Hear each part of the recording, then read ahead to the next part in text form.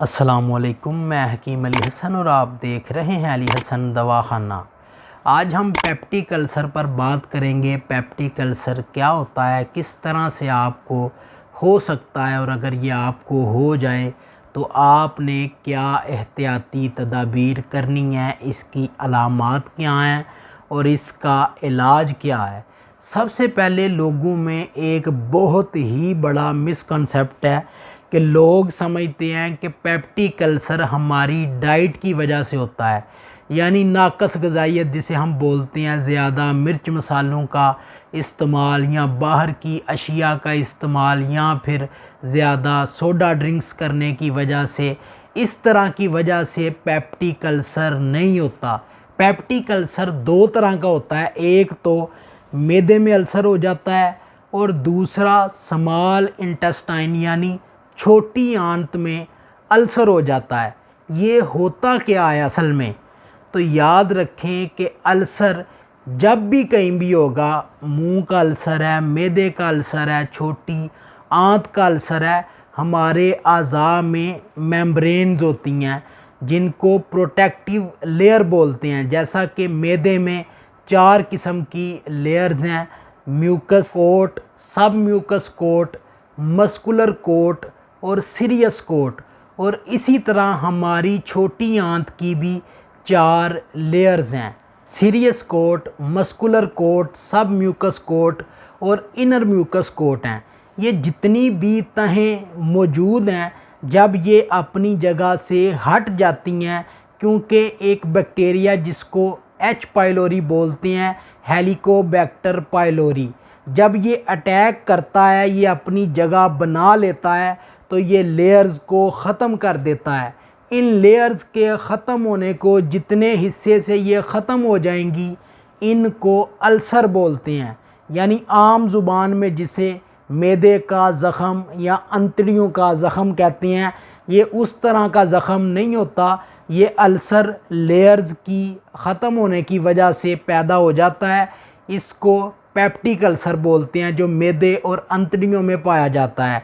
ये बैक्टीरिया की वजह से होता है, हमारी डाइट की वजह से नहीं होता। इसके लिए एच पाइलोरी का टेस्ट करवाया जाता है, उससे वाज़े तौर पर पता चल जाता है कि ये बैक्टीरिया की वजह से है या फिर वैसे ही मैदे में दर्द है। इसकी जो वजह है, आपको डायग्नोस करने में आसानी होगी। जब भी ये आपको अल्सर होगा, मैदे में शदीद दर्द पैदा हो जाती है। याद रखें, ये मिर्च मसालों की वजह से नहीं होता, लेकिन जब ये हो जाता है तो मिर्च मसाला जात खाने से आपके मैदे में शदीद तकलीफ़ होगी, क्योंकि जो हिफाजती तहें थी, प्रोटेक्टिव लेयर थी, वो अपनी जगह से हट जाती हैं और मिर्च मसाला जात सीधे जाके आपके मैदे पर लगते हैं। उसकी वजह से शदीद दर्द और जलन महसूस होती है और बाज़ दफ़ा पखाने में खून भी आना शुरू हो जाता है। तो ये बहुत ज़्यादा ख़तरनाक है। अगर आप इसका बाकायदगी से इलाज ना करवाएं तो ये कैंसर में तब्दील हो सकता है, आपको मैदे का कैंसर भी हो सकता है।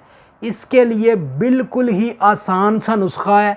सबसे पहले याद रखें, जब भी आपको ये मसला बन जाए, अपनी डाइट फौरी तौर पर चेंज कर लें, यानी मिर्च मसाला जात बिल्कुल छोड़ दें, बाहर की अशिया बिल्कुल छोड़ दें, बिल्कुल नरम ग़िज़ा खाएं जिसमें नमक, मिर्च मसाला, घी, आयल बिल्कुल ही कम हो, ताकि मैदे में तज़ाबियत ना हो सके।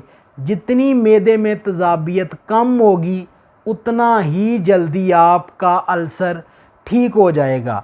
इसमें आपको बहुत ज़्यादा टाइम भी लग सकता है, लेकिन मैं आपको ऐसा नुस्खा बताऊंगा, इंशाअल्लाह ताला 7 दिनों में आपका अल्सर मुकम्मल तौर पर ख़त्म हो जाएगा।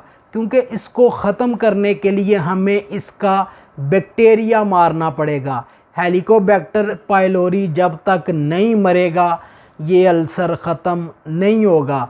इसको ख़त्म करने के लिए बिल्कुल ही आसान सा नुस्खा है। एंटीबायोटिक का इस्तेमाल डॉक्टर करवाते हैं, लेकिन उनके साइड इफ़ेक्ट बहुत ज़्यादा हैं। आपको मालूम होना चाहिए कि हल्दी कुदरती एंटीबायोटिक है। हल्दी से हर किस्म का बैक्टीरिया जो नुकसानदेह है वो ख़त्म हो सकता है।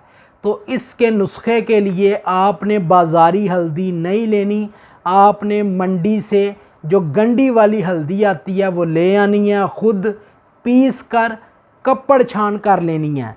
आधा चम्मच हल्दी आपने दूध में डाल लेनी है, 1 चम्मच शहद मिला लेना है, 1 चम्मच जैतून का तेल और 1 चम्मच अनार का शरबत आपने मिक्स करके अच्छी तरह से 40 दफ़ा कम से कम फेंटी लगानी है। फेंटी का मतलब ये नहीं कि इसको मारने लग जाना है। इसके फेंटने का जो तरीका है, 1 गिलास से दूसरे गिलास में इसी तरह आपने 40 मरतबा इसको दोहराना है। यानी 1 गिलास इधर, फिर दोबारा वापस उसी गिलास में, फिर दोबारा दूसरे गिलास में, इस तरह 40 मरतबा आपने दूध को फेंट लेना है। ये निहार मुँह आपने इस्तेमाल करना है। खाली पेट खाने से तकरीबन 1 घंटा पहले ये पी लेना है। इसके पीने के बाद आपने कोई भी चीज़ 1 घंटे तक नहीं इस्तेमाल करनी। 1 घंटे के बाद आप खाना भी खा सकते हैं या रेगुलर जो भी आपकी रूटीन है खाने पीने की आप इस्तेमाल कर सकते हैं। ये आप इस्तेमाल करें, इंशाअल्लाह ताला बड़ी से बड़ी एंटीबायोटिक जो काम नहीं करती, ये नुस्खा वो काम करेगा और इससे आपको बहुत ज़्यादा फ़ायदा होगा। ये आप बनाएं, इंशाअल्लाह ताला आपका अल्सर दिनों में ख़त्म हो जाएगा। अपना बहुत सा ख्याल रखें, दुआओं में याद रखिएगा। अल्लाह हाफिज़, अल्लाह निगहबान।